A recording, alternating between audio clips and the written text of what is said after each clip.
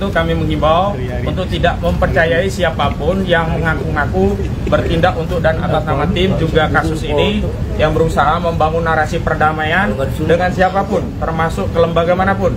Dan sekali lagi, tidak ada perdamaian dengan kepalsuan, tidak ada perdamaian dengan kebohongan, tidak ada kepalsuan dengan ketidakjujuran. Sekali lagi. Roy Suryo, Rizwan Sianipar, dan Tifauzia Tiasuma atau Dr. Tifa menjalani pemeriksaan kedua sebagai tersangka kasus tudingan ijazah palsu Presiden ke-7 Republik Indonesia Joko Widodo pada Kamis 20 November. Mereka hadir didampingi oleh kuasa hukum Ahmad Khozinuddin di Mapolda Metro Jaya. Adapun agenda pemeriksaan kedua daripada tersangka merupakan bentuk wajib lapor pasca penetapan oleh pihak kepolisian. Dalam keterangan pers kali ini, Roy Suryo CS menyinggung soal tawaran damai yang dilayangkan sejumlah pihak kepada dirinya. Namun secara tegas, kuasa hukum Khozinuddin menolak permintaan damai tersebut. Ia menyebutkan bahwa kasus yang menyeret nama Jokowi kali ini merupakan kasus pidana. Khozinuddin menyinggung soal sikap Jokowi yang justru berkali-kali tak hadir pada saat dimediasi dalam kasus perdata beberapa waktu yang lalu. Ia menegaskan akan terus memperjuangkan aspirasi seluruh rakyat Indonesia dengan menuntaskan perkara dugaan ijazah palsu yang menyeret nama Jokowi. Pihaknya juga kembali mendesak diadakannya gelar perkara khusus atau GPK atas kasus ijazah Jokowi kepada Bagian Pengawasan Penyidikan atau Wasidik Direktorat Reserse Kriminal Umum Polda Metro Jaya pada Kamis 20 November. Untuk informasi selengkapnya akan dilaporkan langsung oleh jurnalis Tribun News yaitu rekan Reynas Abdillah. Hari ini Roy Suryo, Rizwan Sianipar, dan juga Dr. Tifa didampingi kuasa hukumnya mendatangi Polda Metro Jaya untuk bertemu dengan penyidik Polda Metro Jaya terkait dengan kasus tudingan ijazah palsu Presiden ke-7 Republik Indonesia Joko Widodo, di mana kehadiran ini juga merupakan dari bentuk kewajibannya, wajib lapor terkait penetapan ketiganya sebagai tersangka di kasus tersebut. Dan dalam kesempatan itu tadi Roy Suryo menyampaikan terkait dengan adanya dorongan begitu atau upaya melakukan mediasi kasus ijazah Presiden ke-7 Republik Indonesia Joko Widodo, yang mana usulan ini didorong juga oleh Ketua Komisi Percepatan Reformasi Polri Profesor Jimli Asidiki untuk menyelesaikan kasus melalui jalur damai atau restoratif justice. Dan terkait dengan upaya itu, Roy Suryo menyatakan dirinya akan melakukan konsultasi terlebih dahulu dengan tim kuasa hukum dan nantinya akan melakukan penetapan begitu apakah bersedia untuk melakukan perdamaian atau jalur mediasi penal.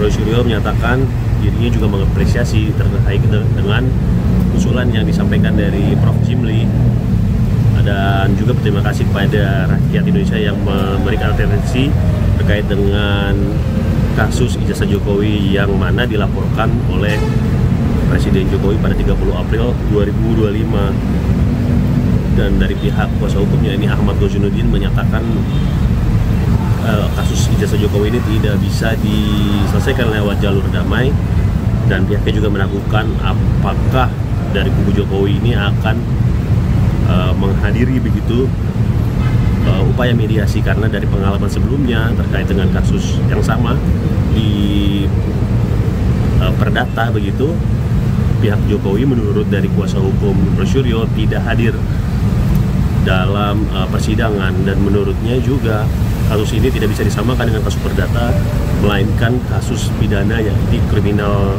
murni.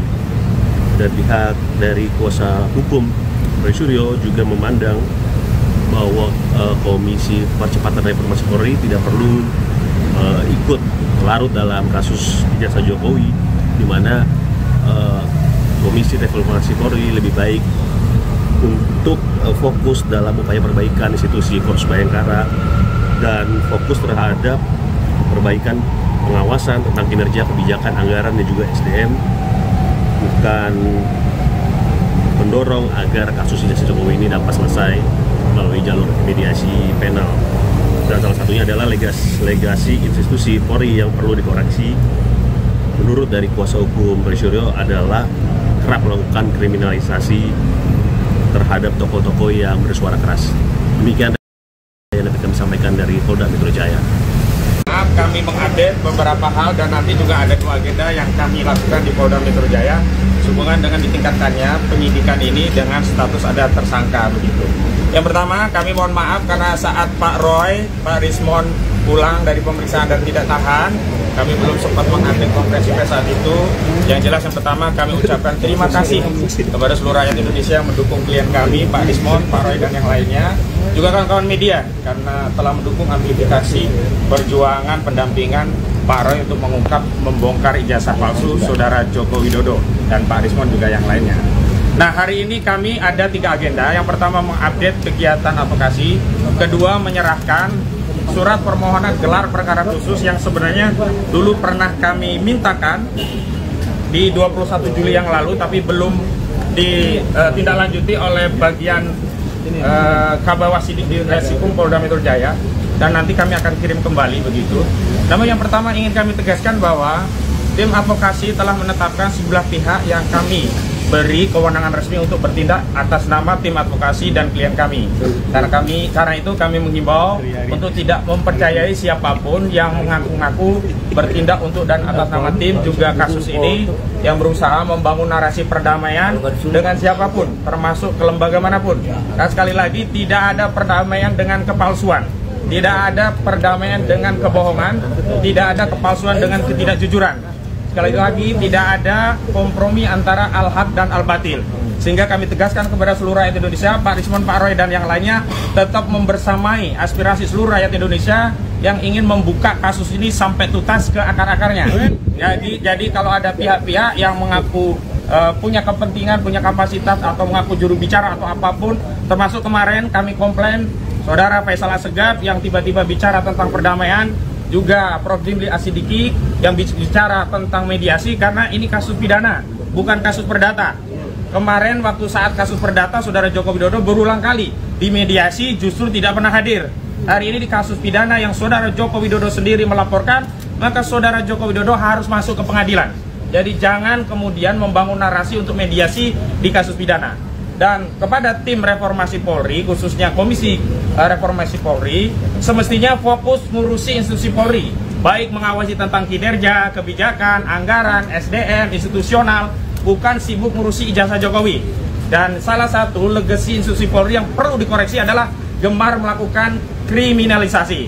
Dan karena kriminalisasi itulah hari ini klien kami, Pak Roy Suryo dan kawan-kawan, menjadi statusnya menjadi tersangka begitu. Baik, terima kasih. Jadi jelas ya teman-teman. Assalamualaikum warahmatullahi wabarakatuh. Tadi sudah diterangkan oleh koordinator tim non litigasi kami, Pak Ahmad Kosinudin, bahwa kehadiran kami di sini itu adalah untuk menindaklanjuti dan kita mengapresiasi langkah dari Polda Metro Jaya yang telah menyebutkan bahwa kami akan mengajukan sejumlah nama. Sejumlah nama itu penting karena apa? Satu ya, misalnya ahli ITE.